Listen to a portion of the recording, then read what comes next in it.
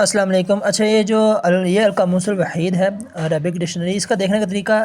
کیا ہے؟ دیکھیں، اب آپ نے جو لفظ دیکھنا ہے، پہلے تو آپ کو اس کا مادہ معلوم ہونا چاہیے۔ سہ حرفی مادہ، 3 حرفوں کا جو اس کا اصل مادہ ہے۔ جیسے اب تضربون لکھا ہوا ہے کسی جگہ، یا یضربون ہے، اب اس کا مادہ آپ کو یعنی کہ آپ نے دیکھنا ہوگا، وہ تفعلون میں فا عین لام نکال کر پھر جو ہے نا دیکھنا ہے کہ وہ کیا بن رہا ہے، ضاد رابع۔ تو اب ضاد رابع ہے، تو اب آپ اس باب میں چلے جائیں گے، ضاد والے باب میں۔ اب ان کی ترتیب کچھ اس طرح ہوتی ہے نا کہ اب یہ پہلے ضاد کے ساتھ کیا لگتا ہے، الف، ٹھیک ہے، ضاد کے ساتھ الف سے وہ شروع کریں گے، اس میں اگر کوئی حرف آئیں گے پھر ضاد کا الف یعنی کہ الف کے آگے جو ہے نا پھر یعنی کہ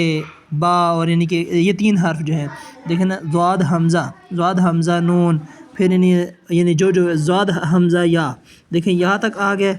ٹھیک ہے، یا تک آ گئے۔ اب آگے جو ہے نا وہ با شروع ہو گیا، حمزہ کے بعد یعنی الف کے بعد یعنی نا با شروع ہو گیا۔ اب با کے ساتھ جو ہوں گے وہ آئیں گے، اور اس میں آپ دیکھیں با کے ساتھ جو آ رہے ہیں، اچھا جی، کیونکہ ہم نے آگے جانا ہے را میں، تو اب دیکھیں با کے ساتھ اور بھی آئیں گے، ضاد با،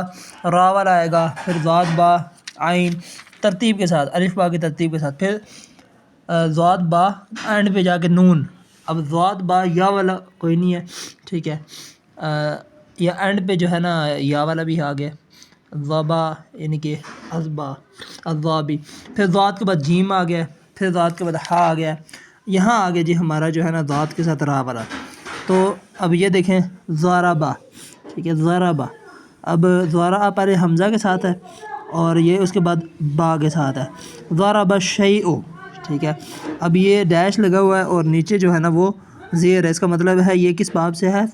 ضرب یضرب، یعنی یہ خود ہی یعنی کہ آپ سمجھے برانڈ ہے، خود ہی جو ہے نا ایک وزن ہے، نمائندہ ہے اس، یعنی ایک ثلاثی مجرد کا ایک باب ہے، اس سے پہ جو ہے نا مزید بھی آتے ہیں۔ اچھا جی، وہ پھر معنی کیا آتا ہے، اب ضرب القلب، دل کا دھڑکنا، ضرب العرق اگر ہو تو پھر یہ رگ پھڑکنا، اور اس طریقے سے جو معنی ضرب الرجل فی الارض، زمین میں گھومنا، سفر کرنا، قرآن پاک میں جیسے آتا ہے، اعوذ باللہ من الشیطان الرجیم، وآخرون یضربون فی الارض یبتغون من فضل اللہ، ٹھیک ہے، وہ زمین میں گھومتے ہیں اور جو ہے نا اللہ کا رزق تلاش کرتے ہیں، فضل تلاش کرتے ہیں۔ تو ضربا کے ساتھ یعنی کہ یہ چیزیں لگیں گی تو اس معنی میں استعمال ہوگا، یعنی کہ ایک لفظ ہے عربی کا، وہ کئی معنوں میں جو ہے نا وہ یوز ہوتا ہے، استعمال ہوتا ہے۔ تو بہت سارے ضربا، تو یہ دیکھیں کتنے سارے اس کے استعمالات ہیں۔ پھر ضرب لہ الارض کلہا، اس طرح استعمال ہوتا ہے کسی چیز کو ہر جگہ تلاش کرنا، تو اس معنی میں آئے گا۔ اس میں آپ دیکھ لیں کتنے ہی ضربا کے ساتھ، ضرب الباب علی احد، کسی کا دروازہ کھٹکھٹانا، ضربا کا مطلب صرف مارنا ہی نہیں ہوتا،